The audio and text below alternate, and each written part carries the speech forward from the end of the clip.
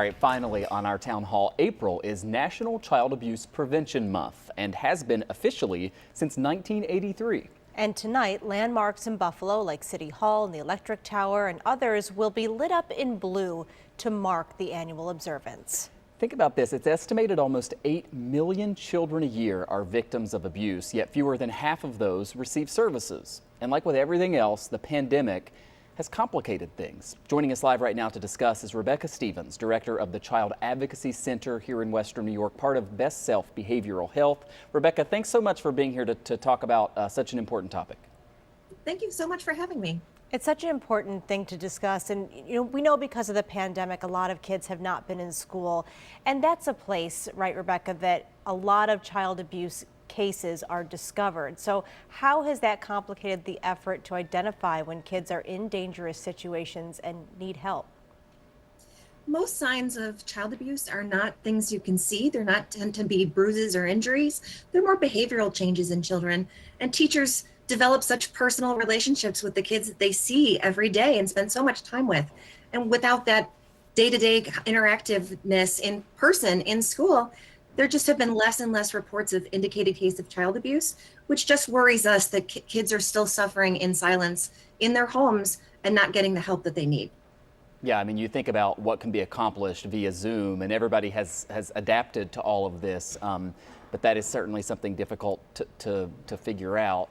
We think of child abuse happening within the home, but advocates say that technology has really made it a lot easier for predators to gain access to kids through things like apps on the phone, playing online games and stuff like that. I read one statistic today that 1 in 3 minors now plays online games with strangers, and that this is really an area that can be problematic. What would be your message to parents about that?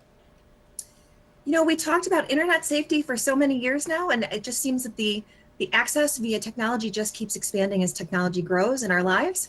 So certainly parents just want to be diligent. They want to be paying attention to what conversations children are having and who they're having those conversations with and whether or not those conversations seem appropriate. Certainly any suggestions to meet up outside of that game should be a warning sign that something might be going on.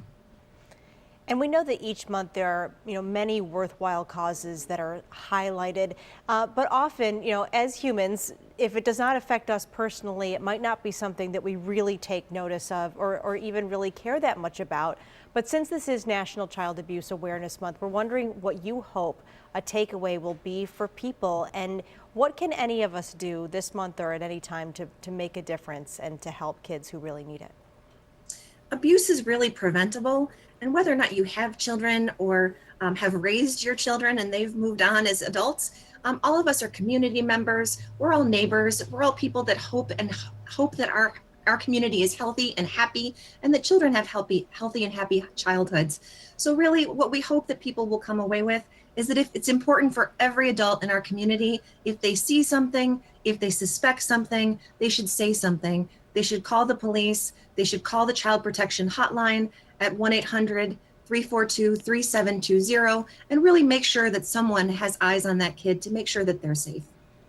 Rebecca, I want to follow up on something that you said just a moment ago, that reported cases are down, and that's something that worries you, right? That these cases aren't being reported, in which case it's hard to go out and be able to investigate them and to come to some kind of conclusion. What kind of numbers can you share with us on that, and what do you do to combat that? I mean, obviously now we hope that as the vaccinations are improving and kids are back in school, that maybe some of that will turn around, but what do you do in the interim?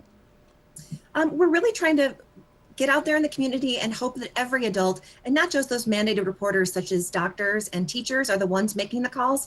If you work at Wegmans, if you have kids in your neighborhood and you suspect something's going on, please be a good neighbor, please be a good adult and make those calls and get those kids some help.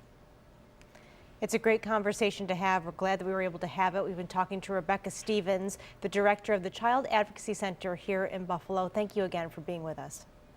Thank you so much. All right. Oh, go ahead, Kate. And thanks everybody for watching.